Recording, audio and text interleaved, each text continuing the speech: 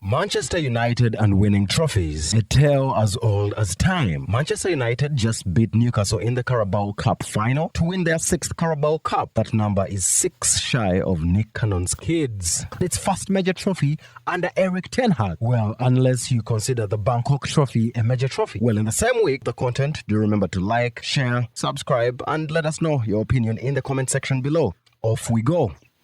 To fully contextualize and understand how Manchester United seem to be back where they belong, we need a backstory, ergo, to do a rewind.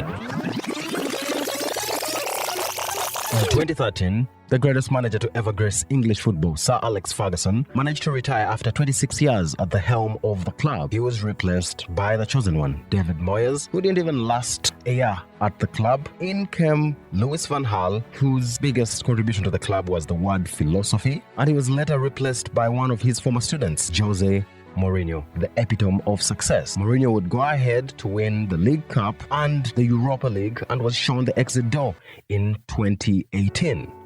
In came a club darling, the baby-faced assassin, Ole Gunnar Solskjaer, who was a familiar face to most of the Manchester United fans for his contribution in the treble-winning season in 1999. Ole Gunnar Solskjaer would go ahead and win his first league games, becoming the first manager to do that since Matt Busby. And Ole Gunnar Solskjaer would also go ahead and lose just one in 13 league games. By March, he would be overturning a 2-0 deficit in the UEFA Champions League against PSG, a feat that would later prompt one of the greatest moments we've seen in sports television history. Right, whatever numbers he wants to put on there, give him what he's done now since he's come in, and let him sign the contract and go. Ollie's let the wheel, man. He's doing it. He's doing his thing. Man United are back. That should have been the closing. I should have let you.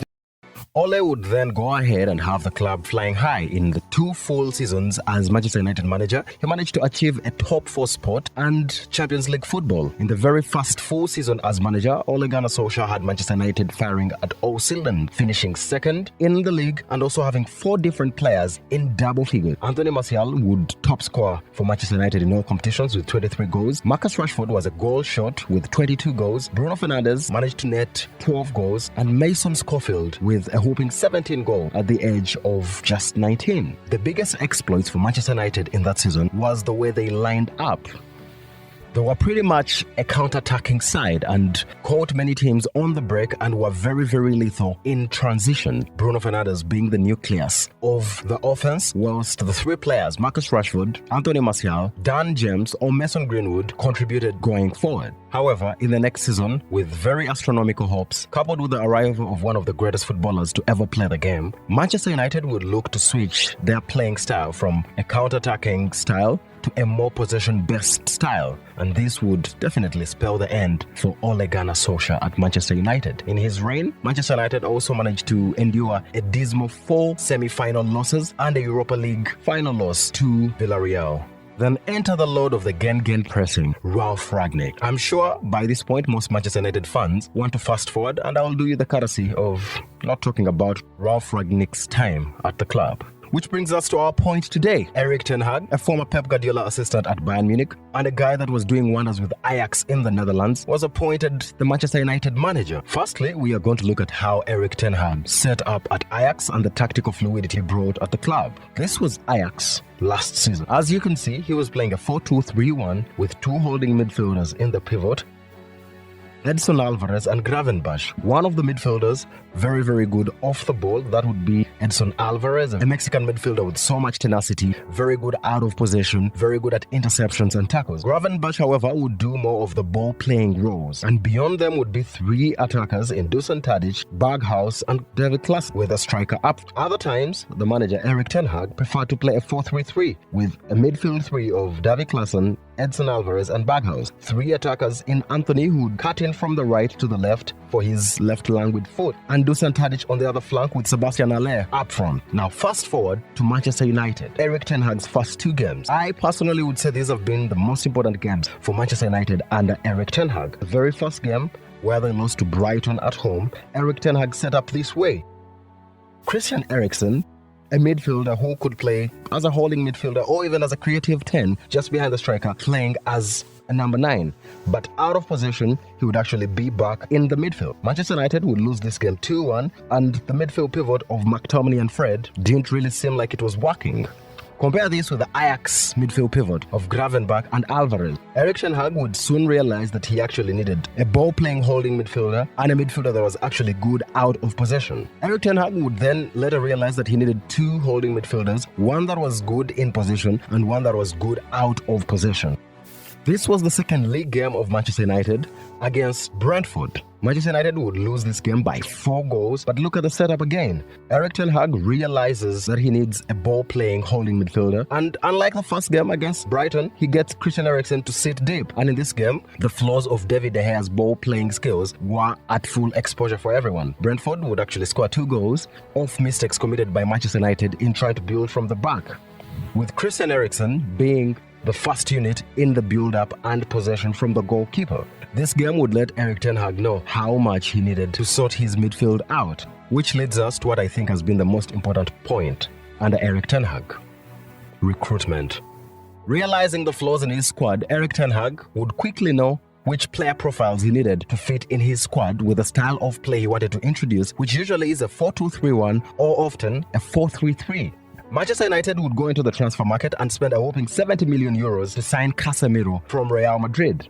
They would later sign Anthony, a winger from Ajax that had worked under Erik Ten Hag. These two would supplement on the Christian Eriksen, Lisandro Martinez and Tyrell Malacia signing. Players that have since proven that they could actually execute the game plan that Erik Ten Hag would have in different games. Christian Eriksen, for free, looks to be one of the best deals that Manchester United have done in recent years. Casemiro for 70 million euros has been the most transformative signing in the post-Ferguson era alongside Bruno Fernandes. Lisandro Martinez, despite a Navi start, has eased into the league and the team very well. Tyrell Malacia, for a figure in the region of 13 to 15 million euros, also looks to be a very quality signing. For the 84 million pound signing of Anthony, the jury is still out and it's still a bone of contention. He's managed to have some colossal goals at the club, including against Arsenal in his debut and what proved to be the winner against Barcelona in the UEFA Europa League. Without Weghorst, he's really done what he was brought to do: be a nuisance. The outgoings of Manchester United were as crucial as the incomings. Andres Pereira, Eric Bailly, Paul Pogba, Jesse Lingard, Nemanja Matic, Edinson Cavani and Juan Mata were classified as surplus to requirement. The recruitment, though, stretches past just the football players. The coaching staff is also very vital. Erik Ten Hag's appointment of Steve McLaren as his assistant manager has been swept under the rug. McLaren, a man that has been privy to English football for more than 3 decades, definitely would bring the experience to Erik Ten Hag, who would be new in the league. Newcastle fans, however, would trash everything I just said about Steve McLaren. The appointment of Benny McCarthy as the Forwards coach seems to have paid dividends. The South African legend has been in the Premier League before, scored a plethora of goals, but he's also managed to win trophies under some of the best managers ever, including the UEFA Champions League at FC Porto under Jose Mourinho in 2004, and also being a coach himself in South Africa at Cape Town City and Amazulu. Benny McCarthy is said to have played a big part in the blistering form and redemption arc that Marcus Rashford has had. Darren Fletcher as the technical director is something we have to address too. A player that has been at the club for more than 2 decades, knows the club inside out, definitely adds something to the coaching staff. This is quite as important as having Mike Phelan part of the coaching staff. Mike Phelan, who also knows Manchester United inside out for the time he was the assistant manager under Sir Alex Ferguson. He also almost gave Sir Alex Ferguson a heart attack. All the aforementioned names, coupled with Erik Ten Hag bringing some of his Ajax coaching staff together, including Kevin Cage, who is the performance analyst, have propelled Manchester United to success. Here is a fascinating photo that was captured in the stands at the Camp Nou during Manchester United and Barcelona's tie. Everyone in this photo served as the eyes for Erik Ten Hag that aren't on the ground. The unity and working in tandem of Erik Ten Hag's backroom staff has definitely been a huge success factor. The handling of the Cristiano Ronaldo situation is the epitome of this. Despite being a club darling and widely loved by the Manchester United faithful, Erik Ten Hag would quickly realize that Cristiano Ronaldo was not in his plans. And albeit not being American, Erik Ten Hag would stick to his guns. Cristiano Ronaldo was later shown the door and had his contract mutually terminated after the Piers Morgan interview. This will forever go down as a very important moment in Erik Ten Hag's tenure at Manchester United. The fact that the biggest club in the world, the fans, the board of directors, and everyone in charge of the club was willing to choose the manager over the player let people know that Erik Ten Hag meant business. The man management can also be seen in how Erik Ten Hag has managed to navigate the waters with the Harry Maguire and Jadon Sancho situation. Harry Maguire, £80 million signing, third most expensive player in Manchester United history, captain of the club with a British passport. All this didn't mean anything as Erik Ten Hag quickly realized that Harry Maguire wouldn't be the player he needed if he was to play the brand of football he needed to play. And in spite of all the noise surrounding Lisandro Martinez and his height deficiency, Erik Ten Hag, who had coached Licha at Ajax, knew what the player would bring and played him despite all the noise. Can't work because he's the size of a 5'9" playing in a back four. Maybe he could go left back, maybe he could play in a back three, but in a back four, he cannot play there in the Premier League. And Jadon Sancho enduring a lot of things happening in his personal life that the public isn't privy to is another very big box that Erik Ten Hag has ticked. Giving Sancho time off up to about 3 months to get himself in top tier shape, both physically and mentally, looks like it is going to pay dividends as Jadon Sancho has returned back to the club, contributing more than he actually did before. Missing a penalty in the Euros, not being called up for the World Cup, all the family issues he's had to deal with, this looks like it was the best decision by the manager. Getting Marcus Rashford in form has been very pivotal to the success that Manchester United has enjoyed this season. A player that just endured statistically his worst season as a Manchester United player, coupled with multiple injuries, requiring surgery, and the mental clog of missing a penalty in the Euros, had Marcus Rashford's career hit a snag. The new manager in charge has managed to revitalize the player, scoring 25 goals at the time of recording in what seems to be the best season of his career. Having winners in the dressing room is another humongous box that Erik Ten Hag has ticked. A hybrid of a dressing room with youngsters from the academy like Alejandro Garnacho and serial winners like Casemiro and Rafael Varane has definitely played a big part in the success for Manchester United this season. The duo managed to win a million Champions League titles at Real Madrid and have both played in countless finals. Casemiro has started in 15 of the last 16 finals he's played in. Rafael Varane is a Champions League multiple winner and a World Cup winner. This definitely has helped instill the winning mentality in the Manchester United dressing room. Hate it or love it, Manchester United's ex-players do play a big part in who becomes manager of the club. Across Sky Sports, BBC, ITV, the whole shebang, ex-Manchester United players do have a say in the proceedings of the club. Gary Neville and Roy Keane are regulars on Sky Sports. Rio Ferdinand is a regular on BT Sport.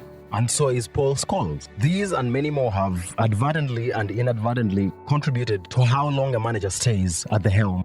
The fact that majority of the ex-Manchester United players have actually bought into the philosophy of the manager and are publicly defending the manager on TV has been an underlying issue that has actually helped Erik Ten Hag. Past David Moyes, Jose Mourinho, Louis van Gaal, we've seen ex-Manchester United players throw in the towel. But the fact that everyone is buying into the philosophy, including the fans, has been very crucial to the success at this point. No wonder the Dutchman has been flying at Manchester United. That wouldn't be the first time we saw a flying Dutchman. And not every Dutchman can fly. Currently, Manchester United are still in the running for all 4 trophies. They already have one in the bag in the Carabao Cup. They are still in the UEFA Europa League where they have to face off with Real Betis. They play against Fulham in the FA Cup quarterfinals and still have a whisker of a chance at winning the English Premier League. Currently, they sit third in the English Premier League, and like a wise man once said, third is logically better than a trophy. With Manchester United appearing to be on the precipice of success in a period of turbulence in terms of ownership of the club as the Glazers could sell the club, and with the injection of what probably will be Saudi sugar daddy money, Erik Ten Hag might be the right man to lead Manchester United back to their glory days. If you do like the content, do remember to like, share, subscribe, and leave us your opinion in the comment section below. Until next time, adios.